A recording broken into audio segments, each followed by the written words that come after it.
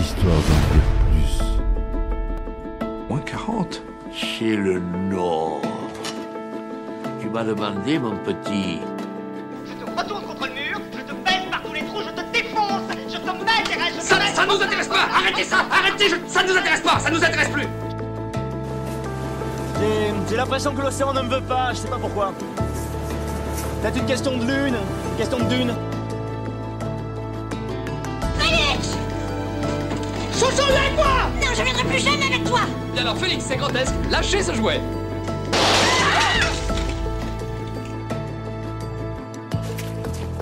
Ça va être tout noir! Ça va être tout noir! Ça va être tout noir!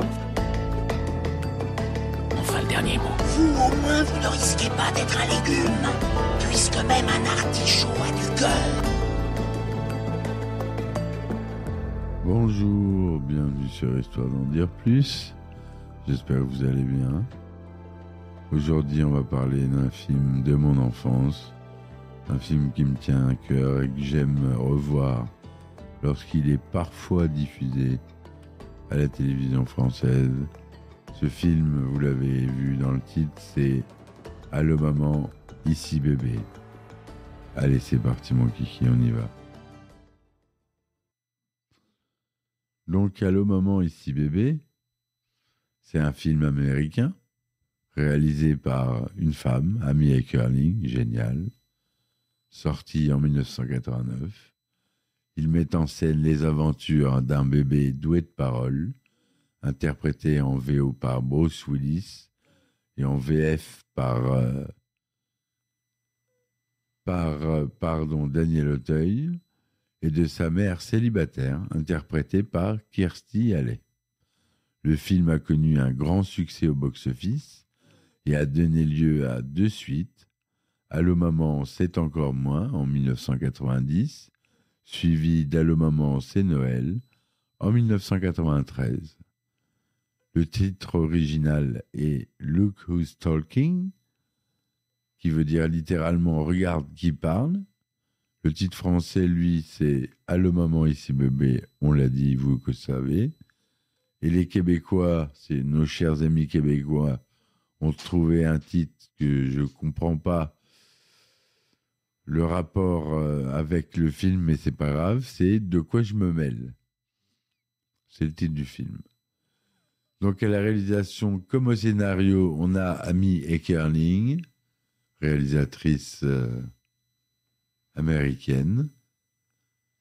C'est produit par la TriStar Pictures, enfin distribué par la TriStar Pictures et les films Columbia du Canada. Le budget est de 7,5 millions de dollars. C'est filmé en couleur 1,85e, 35 mm, en Technicolor, son Dolby SR.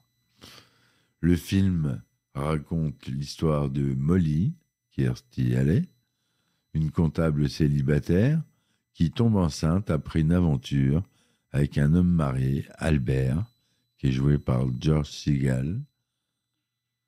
Elle décide de garder le bébé, mais elle se rend compte qu'Albert n'est pas un bon père et qu'il la trompe avec une autre femme. Elle rompt avec lui et se met à la recherche d'un père idéal pour son enfant. Le film est narré par la voix du bébé, Mikey, donc en VO par Bruce Willis, qui commente avec humour et les événements qui se déroulent autour de lui. Mickey est capable de comprendre le langage des adultes et de communiquer avec les autres bébés, mais il ne peut pas se faire entendre par les adultes.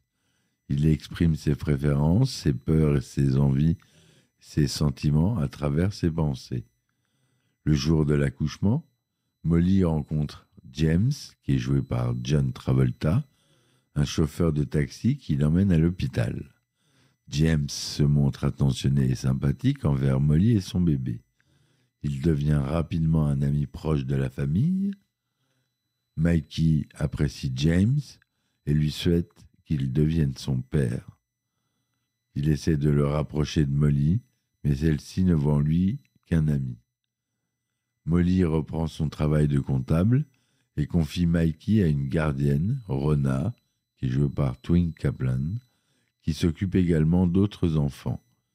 Mikey se lie d'amitié avec Julie, qui est jouée par Joan Rivers, une petite fille qui partage sa chambre. Il découvre aussi les joies et les difficultés de la vie de bébé, comme les couches, les biberons, les jouets, les maladies, les disputes. Molly continue à chercher un père pour Mikey. Elle sort avec plusieurs hommes, mais aucun ne lui convient. Elle est attirée par Stuart, qui est joué par Olympia Dukakis, un collègue de travail, mais il se révèle être un menteur et un manipulateur. Elle est également courtisée par Vincent, Abe Vigoda, le grand-père de James, mais il est trop âgé pour elle. Elle finit par se rendre compte qu'elle aime James, mais a peur de s'engager avec lui. James, de son côté, est amoureux de Molly depuis le début. Il s'occupe de Mikey comme si c'était son fils. Il lui apprend des choses comme marcher, parler. Il essaie de séduire Molly, mais elle le repousse à chaque fois. Il finit par se lasser de son indécision et il décide de partir pour la Californie, où il a trouvé un travail. Molly réalise qu'elle a fait une erreur et qu'elle ne veut pas perdre James.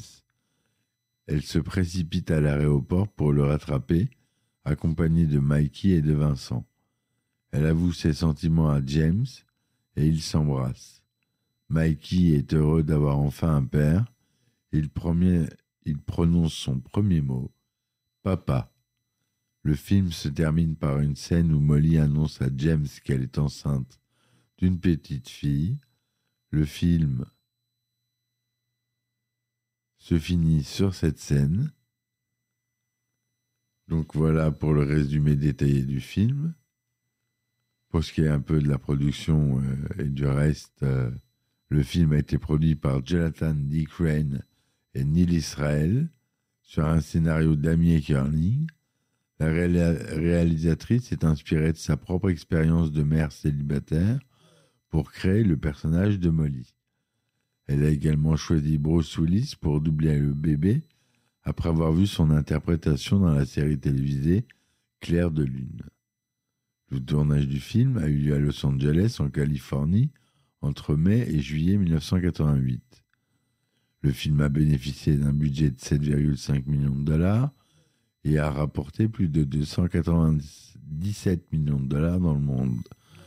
Il a reçu des critiques généralement positives, saluant notamment la performance de John Travolta et l'originalité du concept.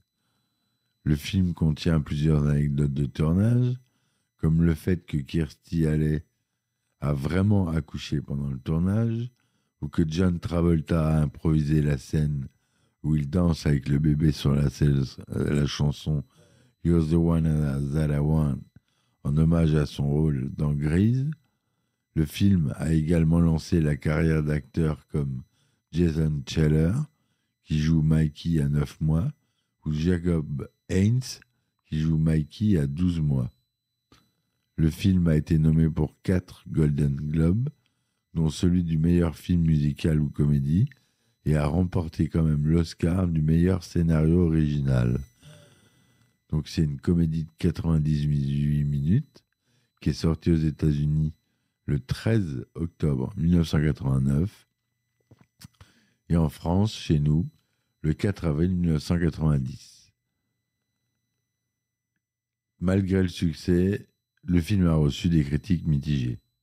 Sur Rotten Tomatoes, le score est de 57% sur 35 commentaires, avec une note de 5 sur 10.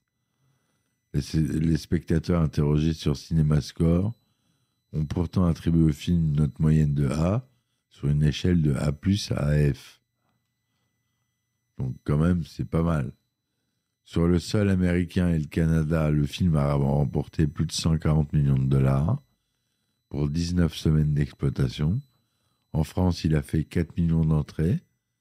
Et le total mondial, donc 296 999 813 $.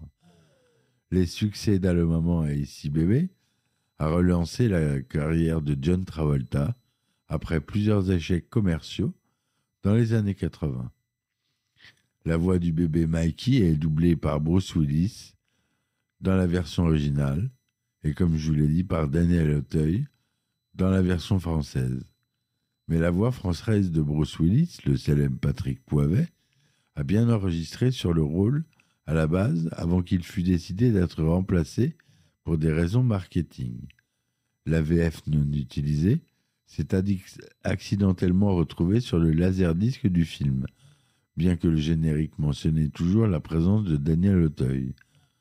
Le texte est strictement identique. Tous les autres comédiens sont les mêmes et les prises sont identiques, à l'exception de la sœur de Mikey à la fin, qui est doublée par une autre comédienne et dont le texte est légèrement différent. Elle dit « Ah, je suis lessivé. J'ai passé une journée épouvantable, faut que je te raconte ça. » Au lieu de « Me gonfle pas, mec. Tu sais pas la journée que j'ai eue. On se fait une bouffe ?»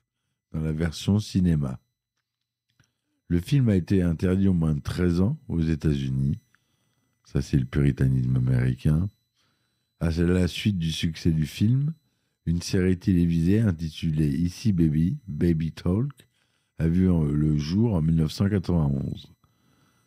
Voilà ce que je voulais vous dire sur ce film, mes amis.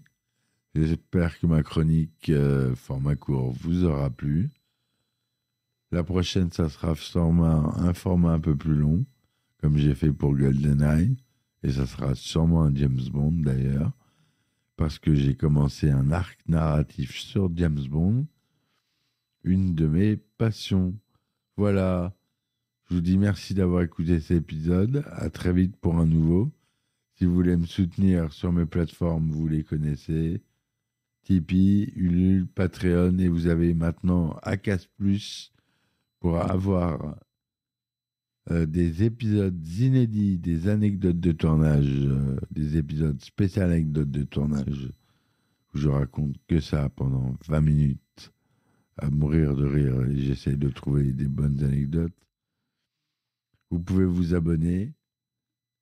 Je vous remercie, je vous dis à très vite, et ciao ciao. Histoire d'en dire plus. Moins 40. C'est le Nord. Tu m'as demandé, mon petit. Je te retourne contre le mur, je te baisse par tous les trous, je te défonce, je te m'intéresse, je te Ça nous intéresse pas. Arrêtez ça. Arrêtez. Ça nous intéresse pas. Ça nous intéresse plus.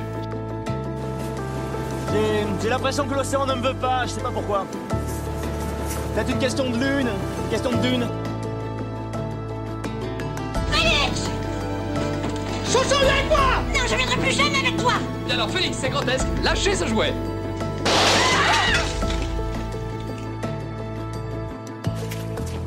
Ça va être tout noir!